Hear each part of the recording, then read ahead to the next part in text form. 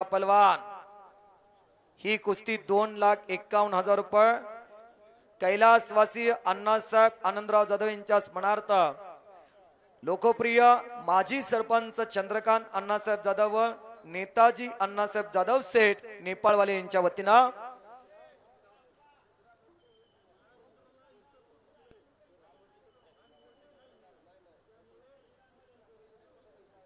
कुस्ती खेळत असताना अचानक महारुद्र काळेलेच्या हनवटीला जबरदस्त मार लागल्यामुळे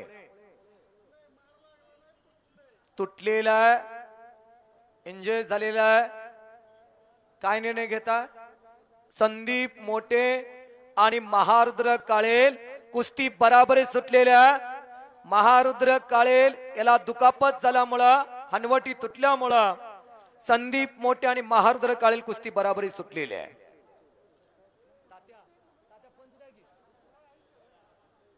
महाराष्ट्र चॅम्पियन बुवा बड्डे वस्ता त्या कुस्तीला पंच म्हणून शशिकांत बापू त्या कुस्तीला पंच म्हणून सिकंदर शेख आणि मंजित खात्री तुम्ही चला बुवा बड्डे वस्तात आणि शशी बापू त्या कुस्तीला पंच आहे। किरण भगत हाथ वरती करा वृद्ध इराणी पलन हाथ ऊपर कीजिए। वाह वाह किती गोरड गुमट देखणं दिसायला लागले बघा जणू काय फॅरन लवली पिऊन आले की काय।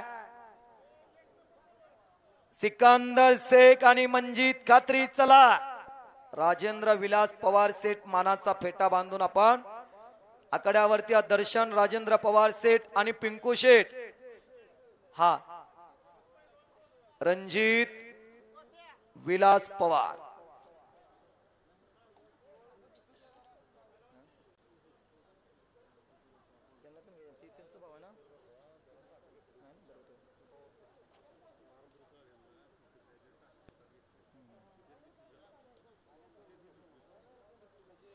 भारत विरुद्ध इराण अशी कुस्ती चाला हिंदुस्थानचा बेताज बादशाह किरण भगत लढायला लागलेला आहे वाघाच्या काळजाना।